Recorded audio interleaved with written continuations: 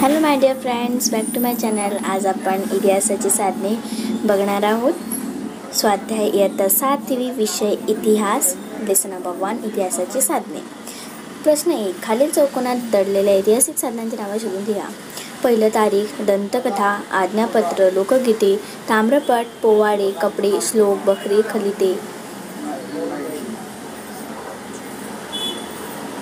शिलालेख, चित्रे, चर्च.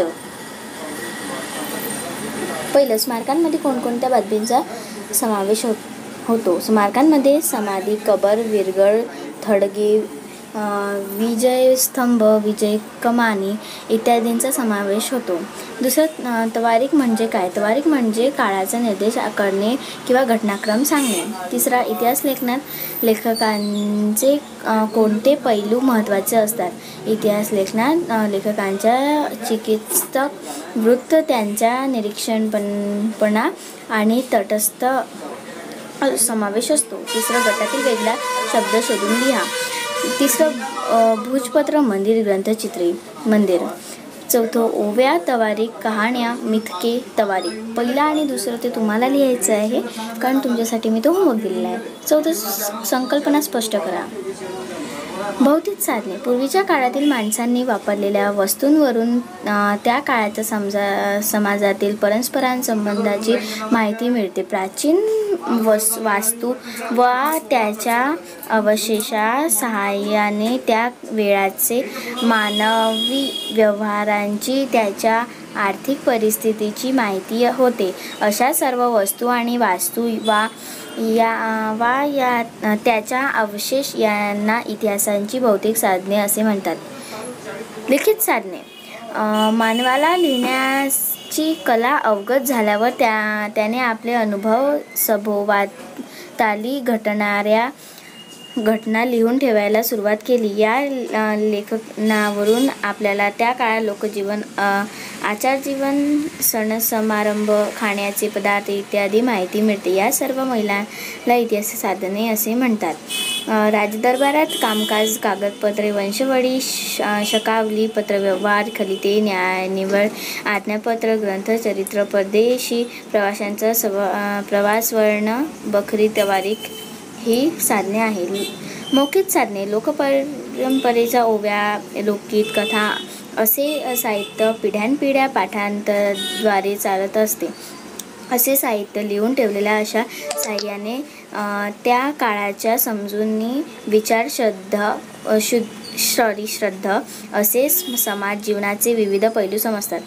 परंपरांनी मौखिक स्वरूपात जतन केलेल्या या साहाय्याला ऐतिहासिक मौलिक साधने असे म्हणतात. लोकगीते, गाथा, श्लोक, अभंग, पोवाडे, म्हणी, कथा याला लोकगीते म्हणतात. ऐतिहासिक साधने मूल्यमापन करणे आवश्यक असते का? तुमचे मत सांगा. होय, ऐतिहासिक साधनांचे मूल्यमापन करणे खूप आवश्यक असते. इतिहास घटना अभ्यासक्रम त्याच्या संबंधित अशा अनेक बाबी विचारात घ्याव्या लागतात. त्यासाठी संबंधित ऐतिहासिक साधनांची गरज असते. परंतु ही साधने अस्सल असावी. केवळ जुना लिखित पुरावा म्हणून त्यावर विश्वास ठेवता येणार नाही. तो मजकूर कोणी कधी, केव्हा व का लिहिला याची छाननी करणे आवश्यक असते.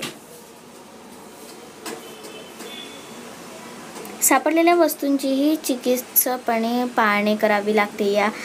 याआधी विश्वासार्ह ठरलेल्या साधनांशी त्या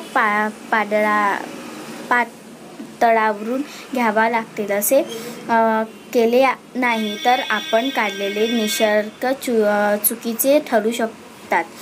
म्हणून ऐतिहासिक साधनांचे मूल्यमापन करणे आवश्यक असते असे मला वाटते. तुम्ही तुमच्या मनाने पण लिहू शकता. तुमचे मत लिहा. शिलालेख हा इतिहास लेखनाचा विश्वसनीय पुरावा मानला जातो. दगडावर किंवा भिंतीवर कोरलेल्या लेखनाचे शिलालेख असे म्हणतात.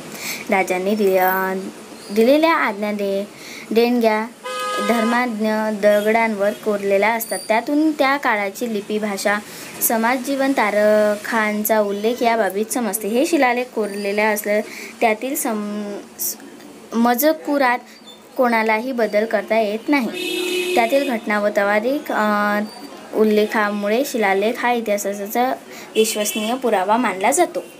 दुसरं, मौखिक साधनांची आधारे लोकजीवनाचे विविध पैलू समजतात. ओव्या, मिथके, लोककथा अशा भौतिक साहित्यात त्या काळातील लोकांच्या समजुती, विचार, श्रद्धा, लोकजीवन याचे प्रतिबिंब पडलेले असते. हे साहित्य पाठांतर रूपाने एका पिढीवर दुसऱ्या पिढीवर दिले जाते. या साहाय्याने अभ्यासामुळे पूर्वीच्या काळातील लोकजीवनाचे विविध पैलू समजतात. नाणी ऐतिहासिक कसं सांगतात. इतिहासाच्या भौतिक साधनात महत्त्वाचे साधन असलेली नाणी पुढील प्रमाणे इतिहासात सांगतात. पहिलं, नाण्यांवरून राज्यकर्ते कोण होते, त्यांचा काळ, राज्यकारभार, धार्मिक संकल्पना, व्यक्तिगत तपशील इत्यादींची माहिती मिळते. दुसरं, त्या काळातील आर्थिक व्यवहार, आर्थिक स्थिती यांची माहिती मिळते.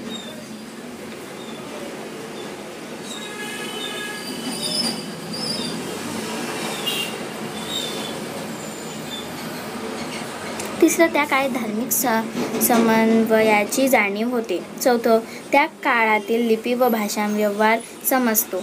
पाचवं, नाण्यांवरील नक्षी, चित्रे यावरून तत्कालीन कलेची प्रगती समजते. सहावं, नाण्यांच्या आकारावरून व घडणीवरून तत्कालीन धातुशास्त्र व नाणी पाडण्याची कला समजते.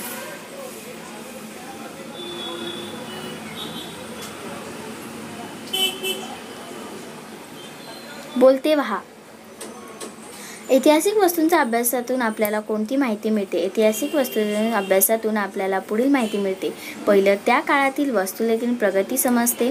दुसरं, त्या काळातील बांधकामाची शैली कशी होती हे कळते. तिसरं, त्या काळातील कलेचा दर्जा समजतो.